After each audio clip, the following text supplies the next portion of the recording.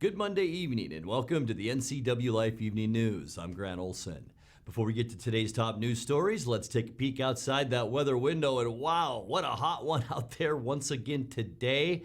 Temperatures once again soared into the triple digits all across north central Washington. Here's a shot up from this afternoon looking down at the beautiful Wenatchee Valley from our cross camera up on Wenatchee Heights. And yeah, we did see a few of those puffy cumulus fair weather clouds out there today, but really not a whole lot to give us any protection out there from all of these scorching hot temperatures. We reached 101 yesterday, so today our second day in a row, and that's making for some pretty wicked fire danger around parts of our viewing area, especially up north today where Omak, a lot of the Methow Valley and places north, a red flag warning, and that will go until tonight at 8 o'clock. Some breezy conditions, dry conditions, and hot as well. Winthrop yesterday 101, Omak topped out at 102, so very, very dangerous all across north central Washington because of these dry conditions. We'll talk more heat when we'll see some relief from it coming up a little bit later on in your weather forecast.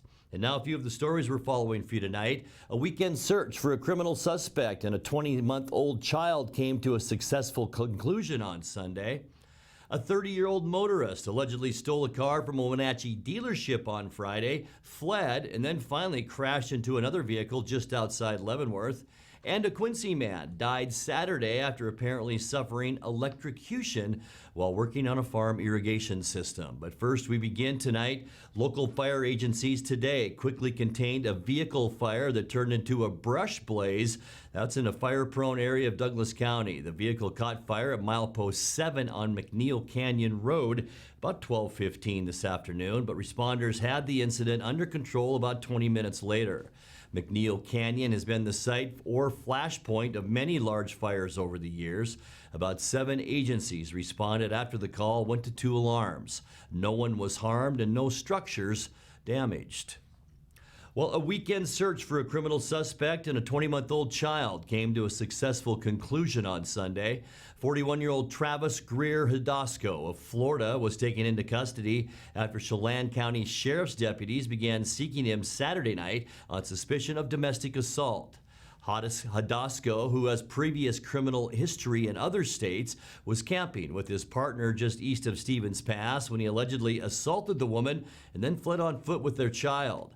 Police sent a mobile alert to cell phones to be on the lookout for Hidasco.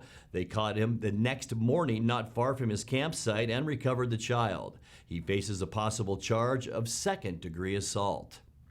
Meanwhile, a 30-year-old motorist allegedly stole a car from a Wenatchee dealership on Friday, fled at high speed when Chelan County Sheriff's deputies pursued him, and then finally crashed into another vehicle just outside Leavenworth. David Charles Mayer of Bellingham is jailed pending charges of auto theft, vehicular assault, and eluding police. Deputies said about noontime, Mayer took a Hyundai sedan without permission from Mega Auto Sales and then refused to stop while they pursued him westbound on Highway 2. He finally collided with another vehicle near the Leavenworth Safeway, where deputies apprehended him. He spent the night being treated for crash injuries in Central Washington Hospital before getting booked into jail.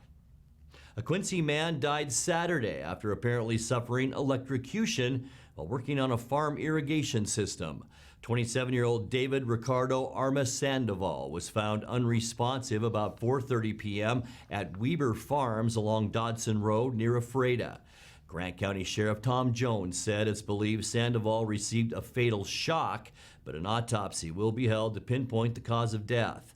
Because it was an apparent workplace fatality, deputies notified the Washington Department of Labor and Industries.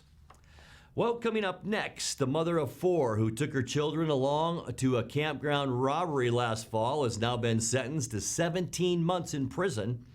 North Central Washington is unfortunately leading the state in new COVID-19 infections. About 200 community members marched Saturday in a call for safer conditions for Wenatchee Valley farm workers. And efforts to battle homelessness in the Chelan and Douglas County area got a $640,000 boost last week. We'll tell you about that as well. I'm Grant Olson, and you're watching the NCWLIFE Evening News.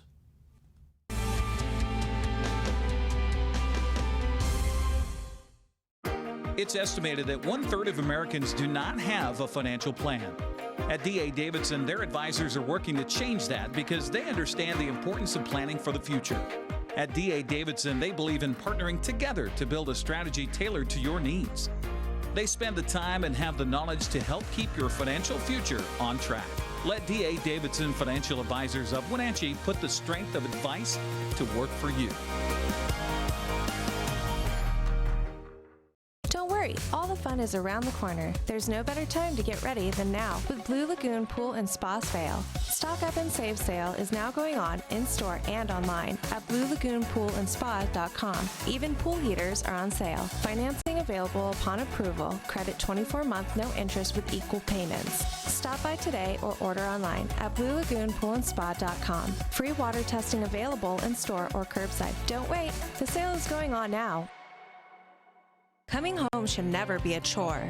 Let Merry Maids of Wenatchee customize all your cleaning needs. Weekly, bi-weekly, special occasion. Do you have a vacation home that needs cleaning? We clean them too. Locally owned and operated, let Merry Maids do the cleaning while you focus on your family and friends. Merry Maids has special offers to fit your budget. Request your free cleaning estimate today. 509-663-1710.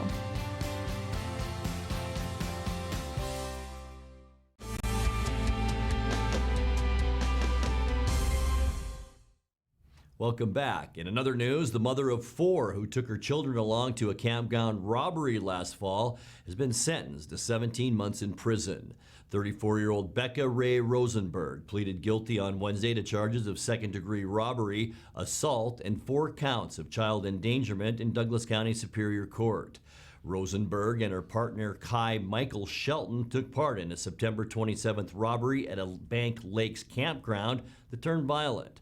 She was the 3rd person to enter a plea in the case. Accomplices Garrett Ryle and Zachary Sands are serving 73 and 68 months respectively. Rosenberg is the mother of Rayana Rosenberg, the child who survived 20 minutes in icy waters after falling into a Rock Island pond in February 2019. Kai Shelton is still awaiting trial. Well, North Central Washington is unfortunately leading the state in new COVID-19 infections. As of last week, Douglas County had the highest rate of new infections per capita in the entire state. Almost 612 new cases per 100,000 people over the previous 14 days. Chelan County followed up in 2nd place, with Okanagan County in 3rd. That's a distinction previously held by Yakima, King, and other counties, all of which have brought their community spread under control. The state's COVID-19 Joint Task Force says new infections appear to be reaching a plateau and may level off if Washingtonians continue to use masks, social distancing, and other best health practices. Well, about 200 community members marched Saturday in a call for safer conditions for Wenatchee Valley farm workers. That rally, organized by activist and legislative candidate Eduardo Castaneda Diaz, included demands for better protection from COVID-19 and orchard housing. Many farm workers have fallen ill from coronavirus across the state, and 2 workers at Gebers Farms in Brewster have died.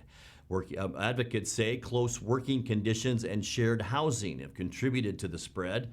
Another march is set for Thursday in Pasco. Well, efforts to battle homelessness in the Chelan and Douglas County area got a $640,000 boost last week. The State Department of Commerce awarded the grant to the city of Wenatchee, which coordinates local homeless funding for the design, development, and operation of a low-barrier emergency shelter. Such shelters are open to homeless people without fees and restrictions and help guide them toward other resources. Wenatchee Community Development Coordinator Glenn DeVries told the Wenatchee City Council the money is a good stimulus for starting the project. This is something that would provide a component of the necessary funds for a low barrier shelter. Not all of the funds. There are a lot of different moving parts that would be necessary in order to make this successful. Partnerships. Other funding sources are definitely required, and there's a group, a component of the task force and others that are working on this, and there'll be a need for the city to be working on it as well. But this is a significant amount of funds and a process moving forward to look into this further. You're watching the NCWLIFE Evening News. Coming up next, tonight's feature story and your complete local weather forecast. That and much more still to come on the NCWLIFE Evening News. Please stay with us.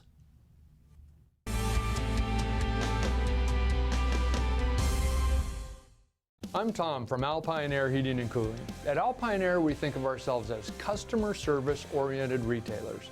When you make an appointment, please visit our store, meet our people, see our shop. We are serious about heating and air conditioning. Carrier and Alpine Air are offering huge factory rebates and financing options for all your needs. Turn to the experts at Carrier and Alpine Air. Call for your free replacement estimate. Heat and air, call Alpine Air, 662-6846.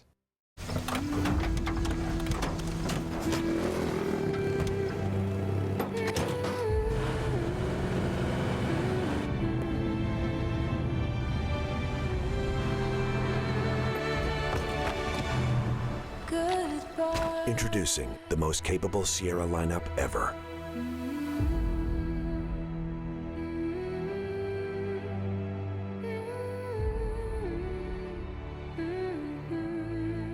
You love to help others. You need a solid career. You can have it all with help from Charter College. Our 10-month medical assistant program prepares you to work in healthcare settings like physician offices, rehab centers, and clinics.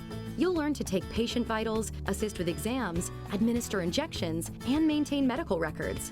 When you're ready to launch a rewarding healthcare career, visit chartercollege.edu because we work to get you to work.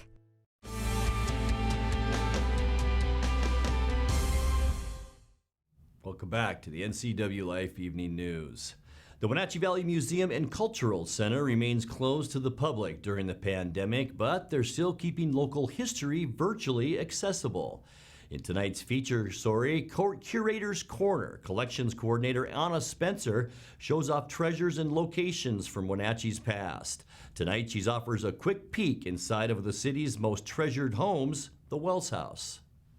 Hi, welcome back to Curator's Corner. I'm Anna Spencer. This is Jill Sheets. Hello. Today we're going to be sharing with you some of the historic Wells House. So we're here in the entryway to the house. This house was built in 1909 by W.D. Clark and his wife. They lived here for only about 17 years before they sold it to A.Z. Wells and his wife, hence why it is now called the Wells House. They resided here the longest. They had no children, but they lived in this giant 10-bedroom house all by themselves.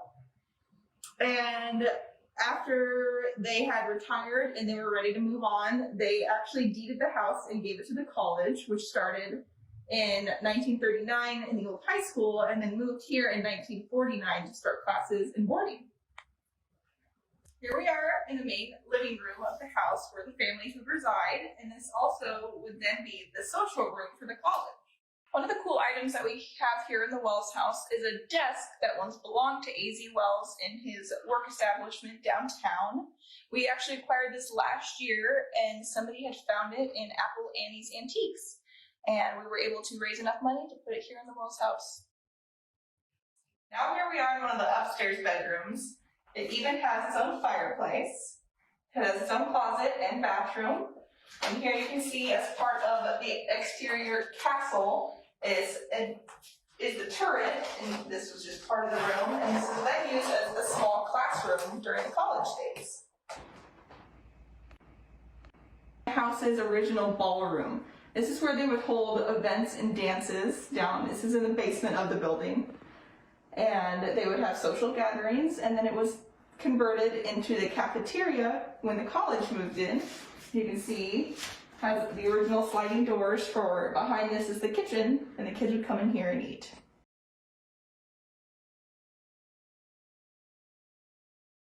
And as you can see, here's a shot of the house, what it looks like today, and another photo from back when the house used to be covered on this full side in ivy. We hope to be open someday soon to have you guys back in for tours so you get to see the rest of it.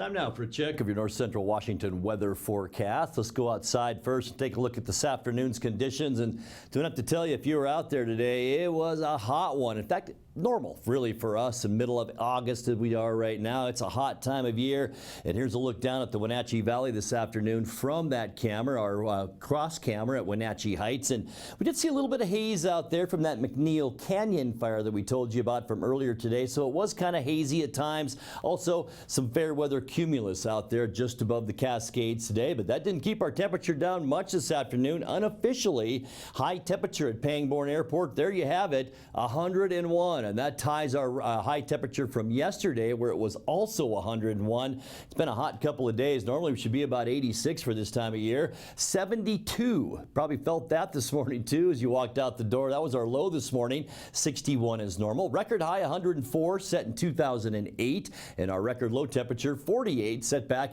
in 1988. Look at that. Sunrise now is after 6 o'clock at 6:01. And sunset creeping back to about 8. It's officially at 8:08. Tomorrow's weather, as we take a look at temperatures for the area tomorrow, still going to be a hot one. Not quite, I don't think, as hot as today, but we'll have to wait and see. 101 Moses Lake, 100 for both Quincy and Ephrata. Think about 99 for Wenatchee, 98 in Cashmere, 100 in Chelan, and 100 up in Omak. Is there much difference between 99 and 101? Probably not, but it will be just a couple of degrees cooler tomorrow. As we take a look at our surface loop, we're not going to see a whole lot of changes over our next 7 days, that's for sure. Tonight, mostly clear skies. Could see some of those high clouds over a lot of central and eastern Washington. It will just be a mild night overnight once again, so expect lows in the 70s. As we get into our Tuesday forecast, more of the same as this heat wave continues. Sunny, light wind, hot once again. We're seeing all that heat moving up from the desert southwest and just a big dome of high pressure all across the western U.S. High temperatures once again, as we showed you, mid to upper 90s for most of north central Washington. Then we begin to see a cool down as we get into Wednesday. You can call still in the 90 a cool down. Mostly sunny, cooler, but still unseasonably warm, especially here in eastern Washington. There is a bit of rainfall now associated with this front right here that will push into the west in the northwestern part of the state. They need it badly there too. 98 the high in Seattle yesterday. And then as we get into Thursday, even a little bit cooler as we talked about. Friday, our temperatures will stay above normal for Friday, but we'll see a little bit of windy conditions too. In fact, all across Washington state, especially to our north, almost straight west to east zonal flow moving into Washington state, and that'll keep us into the lower and mid 90s. For Saturday then, this weekend, folks, looks great if you have outdoor plans in your agenda, with temperatures mainly into the mid upper 80s to maybe some lower 90s on Saturday. Pretty much the same for Sunday. Temperatures will stay warmer than normal. Remember, our normal high is 86, and we're going to be upper 80s, lower 90s for most of us on Sunday. So a very nice weekend. Hope you have some outdoor activities planned. Let's take a look now at your Patriot Plumbing, Heating, and Cooling 7-day forecast. 70 the overnight low tonight, 99 tomorrow, and there's that bit of a cool down Wednesday at 94, 91 for Thursday. See about 93 Friday, and then stay pretty much in the low 90s right through this beautiful upcoming weekend. And that's a look at your local weather forecast. Coming up next, tonight's sports report with Eric Granstrom and more as the NCWLIFE Evening News continues right after this.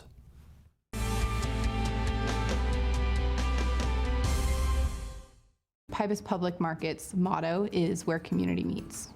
Whether it's people, enjoying an event, or they meet a colleague for coffee and whip out their laptop and are able to actually do work here, having quick and reliable Wi-Fi is one of the things that makes Pybus such a great community hub. It just contributes to the welcoming place that we want Pybus to be. I'm Allie, and fiber keeps people connected, and that's what Pybus Market is all about.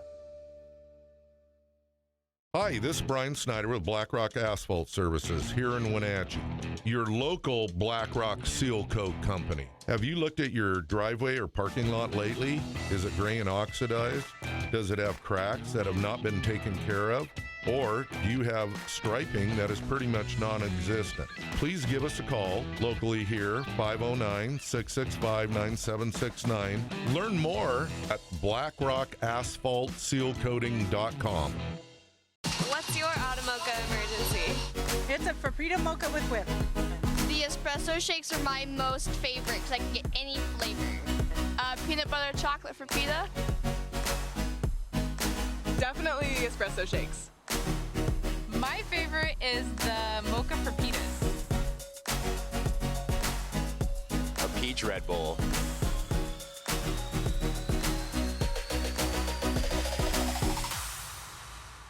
And now it's a sports update on the NCWLIFE channel. And a happy Monday to you. Houston completed a 3-game weekend sweep of Seattle Sunday with a 1-out walk-off home run by Kyle Tucker in the bottom of the 9th inning. Eric Swanson was the guilty party to give up the game winner to see his record fall to 0-2. Justice Sheffield had another solid outing with no decision. He pitched 6 innings, allowed 2 runs on 6 hits and 4 strikeouts with a walk. Sheffield talked about how it felt to get the start on a day when baseball celebrated an important milestone. You know, it's one of those things where you kind of step back and recognize that the reason why you're even out there playing the game. And for us to be able to celebrate, you know, the 100th anniversary of the Negro Leagues is huge and amazing. And, you know, there's not many of us out there, you know, pitchers especially. So, you know, to be able to get a start on this day it meant a lot. Kyle Lewis continued to contribute at the plate. The rookie center fielder went 2 for 4 with an RBI. Seattle just couldn't muster much offense Sunday and throughout the 3-game series. Manager Scott Service said he felt bad for Sheffield. Chef was great again. You know, did a heck of a job just getting ahead in the count. I think it was first pitch strikes over 70% again today. So it's really the key for him. And I thought he did an outstanding job. And you know, got some big innings out of some guys in the bullpen. We just made a mistake there at the end. So, you know, disappointing series in here. Certainly you come into this series and you lose a 2-1 game and a 3-2 game against this team in this ballpark. You know, you're disappointed you didn't win the game, but we did do a lot of good things on the pitching side here the last couple nights. So, unfortunately, they shut us down and couldn't get much going offensively. You know, disappointing, like I said, end of the game. Seattle begins a 2-game series in L.A. against the Dodgers tonight as Justin Dunn faces Ross Stripling. Well, on Saturday, Christian Javier and 3 relievers combined to 3-hit the Mariners in the Astros' 2-1 victory. Evan White provided the only offense for Seattle, coming up with a solo home run in the top of the 8th inning. Really ready. And the 3-1 pitch. Swung on and a fly ball into center field and deep. Going back is Springer looking up and goodbye baseball. Evan White with his 2nd home run of the season. Both of them here at Minute Maid Park in Houston. Straightaway centered to the right of the batter's eye, and the Mariners get on the board here in the top of the 8th. It's now the Astros 2 and the Mariners 1 on White's 2nd home run of the year. How about that? Way to go, kid. Fastball that was down and away, and I'm telling you, he got it. A 3-1 pitch, and White rides it out here to center field. Houston leads it 2-1, and that'll bring up right fielder Malik Smith. That ball estimated traveling 439 feet from home plate off the bat of Evan White. Rick Rose with the call on Ruth Sports. Well, things got off to a miserable start on Friday in the series opener. Yusei Kikuchi had to be a last-minute scratch due to neck spasms. Then spot starter Nestor Cortez struggled mightily as Houston scored 9 runs in the first inning to bury Seattle 11-1. Yordan Alvarez and Yuli Gurriel hit back-to-back home runs in that first inning as Houston brought 14 men to the plate. Tim Lopes collected 2 of Seattle's 6 hits, and Kyle Seager drove in the Mariners' only run. Taking a look at the Les Schwab scoreboard for the American League West on Sunday, Ryan McMahon's 3-run home run highlighted a 5-run third in Colorado as they beat Texas 10-6. Chad Pinder hit a 2-run home run, and Stephen Piscotty followed with a 3-run shot in Oakland's 9-run 5th as the A's pounded the Giants 15-3 to complete a 3-game sweep. Corey Seager hit a 3-run home run in the Dodgers' 4-run 4th inning as LA beat the Angels 8-3. Houston's sweep of Seattle helped the Astros leapfrog Texas into second place in the American League West standings. The A's continued to run away with it as they lead 5.5 games at 16-6. Mariners 9.5 games out of first place and face the team with the second best record in baseball behind Oakland. That's the Dodgers, coming into tonight's game with a record of 16-7. Well, the Seahawks nearly had to play this season without Tyler Lockett. The 6th-year wide receiver says he seriously contemplated not playing due to a family history of asthma and a close call with a cousin who nearly died of COVID. And, you know, she has asthma, and, you know, I have my dad's whole side of family have asthma, you know, my dad, my brothers. And so I think for me, just being in that position, I was just kind of like, that's why it made me question if I wanted to come play. You know, like I have a lot of stuff in my family to where I don't want to put anybody in jeopardy. But also you got to understand that now you're asking people to come up here and they live by themselves now. And a lot of people don't know what it's like to be isolated. People go through things individually. You already see what people went through in quarantine. And so now you're asking a group of people to be isolated from the whole world just to be able to play football. And that might be a good thing to the football fans to say we get to see football, but you really don't know what it's doing to the people's mental. You really don't know because they don't get to be around anybody.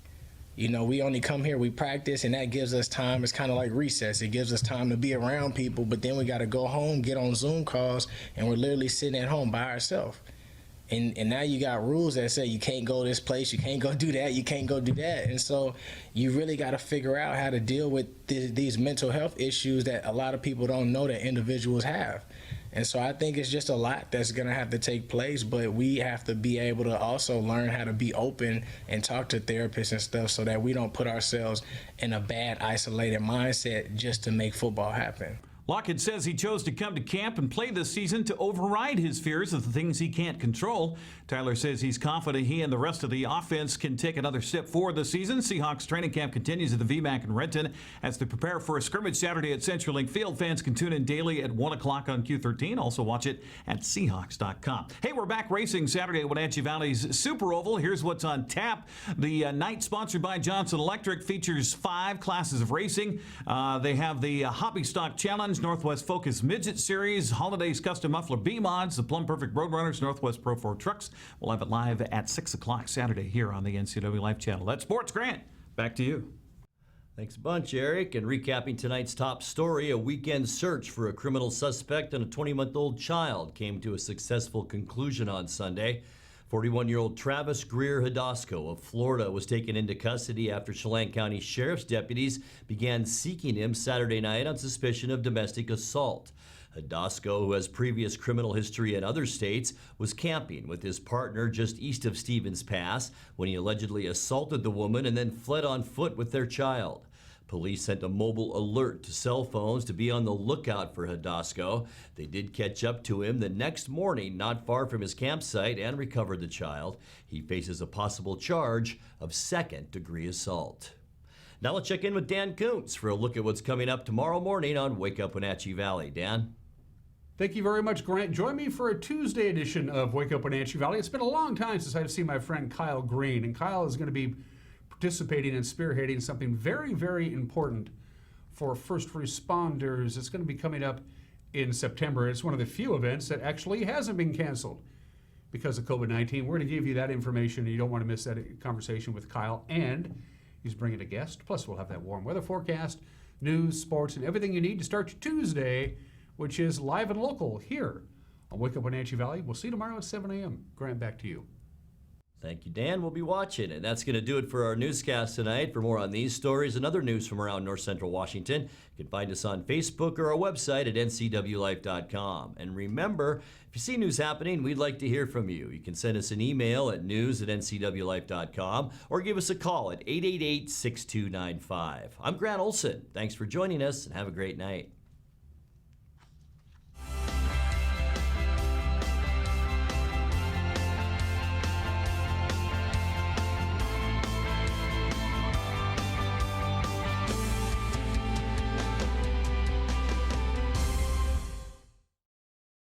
Club Crow Bar and Grill in Cashmere is your place for famous blues, brews, and barbecue. Currently, Club Crow Bar and Grill in Cashmere is open for dine-in and take-out. Owner Justin Hefner and his staff are just as excited as you to get back to their regularly scheduled full menu, music, and poker. So stay tuned. Meanwhile, Club Crow Bar and Grill in Cashmere is serving a limited menu for lunch and dinner, dine-in or take-out. Club Crow Bar and Grill in Cashmere, the coolest place in town. Hey everyone, Fletcher and Amy Ellingson here from Live It Up. Join us every week as we answer your questions on health, wealth, and relationships. We're all about you creating a life that you love, so tune in to Live It Up.